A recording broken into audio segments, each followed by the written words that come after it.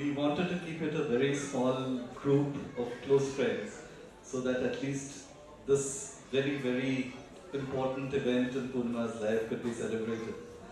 Uh, and this one thing completely amazes me. We both have lived 34 years together. We say the same, see the same things. We visit the same places. We meet the same people. She translates all of that into poetry, and I can't perhaps write even one line to express it if I had to, right? So I think that itself is a celebration, that somebody has the ability to be able to translate.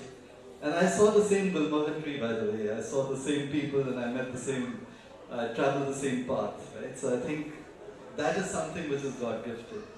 And that is something which always needs to be celebrated. And I just wanted to say this to all of you, that I've often wondered that how does creativity flow and how do you represent it and who defines what success is, right?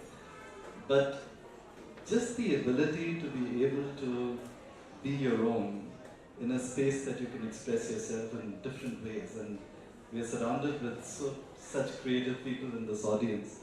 Ramki is here and Veena, his wife, has started a art therapy center in Bandra. There's Rama, who grew up with me in the bank, and all of your family. I think this is a mini HSBC get-together as well, because my entire life has been HSBC, right?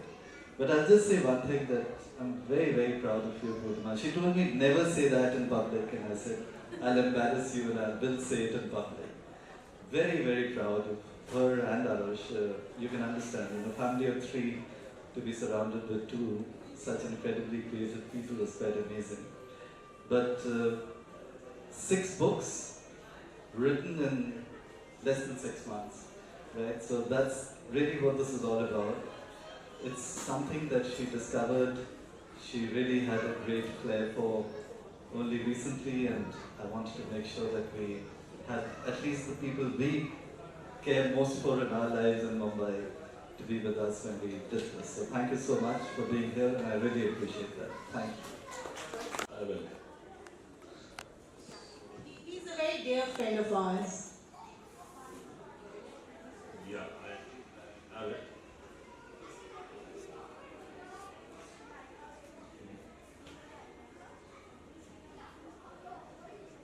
Alright, so this poem is about a space and a time far away. It's about England a few centuries ago.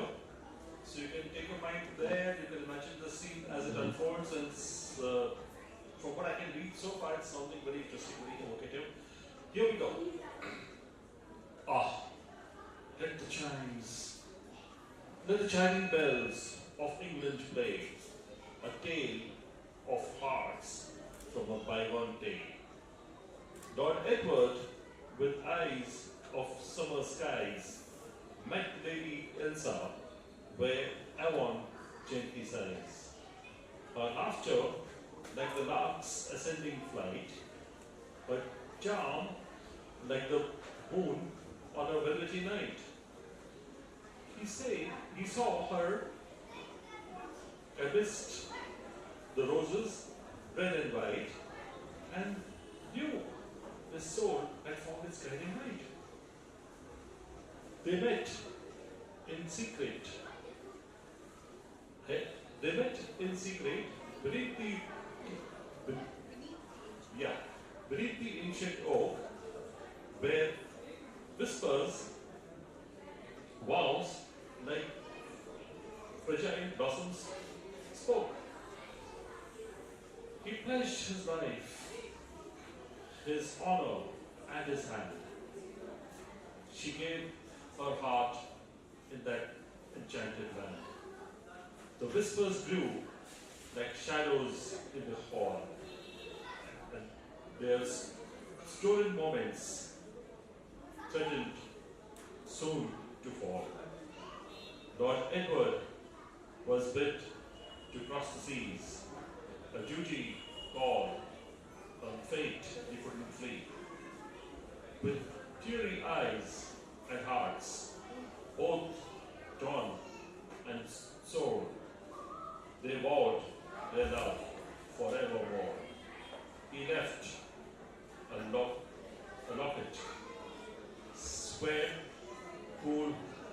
bright, to hold her image in the darkest night. Years turned into decades, seasons came and went, her youthful bloom in patient waiting spent.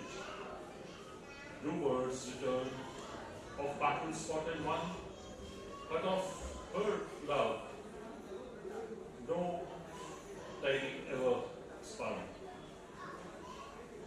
The frail and open, the frail and aged, by the fire warmed in, by the fire warmed low, she held the locket, whispering soft and low. A stranger came with tales of foreign lands, placing a letter in her wrinkled old hands. His hand, though trembling, wrote the words so clear: "My dearest Elsa, my love, oh my dear. Although fate has kept us parted through the years, my heart beats only for you through my tears. He lived, he loved, he never ceased to yearn for England's shores and for his own return. And now, though he was old and worn, we still remember his lady love every night and morn. As the storms once blew and wrecked his ship, about his whereabouts there was no news. But years later, in a distant old village, he regained his mind and memories so clear. Remembering his beloved, but about returning, he had fear. Remembering his,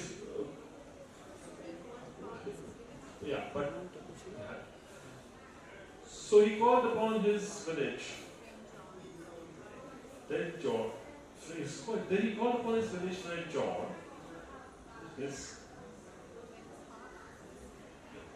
When his heart was missing, and he was worn, and he was forlorn, he gave him a love letter for his lady, so charming. For her, his heart was still fondly longing. Their love, a legend, lingers bittersweet. For readers and listeners, it's quite an interesting feat. So let the winds across the meadows blow, a tale of love from long, long ago. Lord Edward and Lady Elsa so true, their English hearts forever bound to do. Thank you so much, Andra. Considering I didn't Yeah, I tell hope you I about the just- poem. And okay, so Just a few lines. yeah, I'll just sing a little bit of the song I really like. It's called "Can't Take My Eyes Off You." You're just too good to be true. Can't take my eyes off of you. You'd be like heaven to touch, and I wanna hold you so much. At long last, love has arrived, and I thank God I'm alive. You're just too good to be true. Can't take my eyes off of you.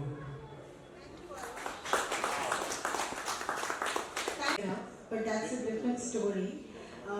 When I sit, I just sit because if sometimes I leave, I feel I am losing the flow of what's going on in that moment. It's kind of changing now. Now that I'm probably writing poetry.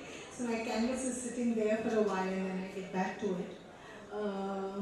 Yeah, poetry is pretty much the same. So when I sit down to write a poem, I have to finish it. It's very rarely, unless I'm really distracted, that I'll get up. So it's a do not disturb for everybody else in the house. That too. I do take such liberties, yeah. So my question basically was because Devesh mentioned that you've just done all the books in the last 6 months. Yes. And they have almost how many poems in each book? 21 in each. Yeah. There's another one coming up, but that's not a part. This is like a series because almost a similar pattern of poems and all. But the last, not the last, but the next one is called Devotee, which is still in review by the publisher. Hopefully, it's going to get published in the next coming months. That's more like a devotional book. So, and it's more like poems that are reflecting my gratitude to the divinity. And it's every poem is not so long. It's quite short. They're just maybe two verses, and they're very short poems. But it's like offering gratitude after helping me write all this stuff that I have. So, and then it so happened that just at the same time that I was writing that book, one day it was raining and I received the Gitanjali by Rabindranath Tagore, and I happened to open certain pages. I like to open pages in between. I'm not one who will start from the beginning and go on till the end sequentially. So I happened to open one of the pages in between, and it was also talking about life and death. And for some reason, I was telling Devesh also that for some reason that's a topic that's been coming to me very often, recently. And that page was also talking about a poem like that, and I had just completed Merged, which talks about egos burning to ashes, and I felt, wow, I mean, this is such a sign that I probably am on the right track. Yeah.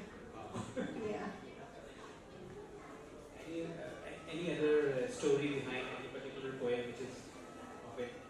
Every poem has a story because it depends on your mood. Sometimes I think I've written very serious poems, and then I said, okay, what's going on, and I must get myself up and I must write very comic poems. So I couldn't really write down very comic poems, and this is one poem which I asked Devesh that should I recite this today, and he said, "Nahin." This is not really up to the mark. It's not like the rest of your poems, but doesn't matter, it's around, but I still read it out, it's still on my phone, and it hasn't gone anywhere, but I'll still read it out. I hope I find it. It's called Murugai Idli. So just a moment, I'll just find it.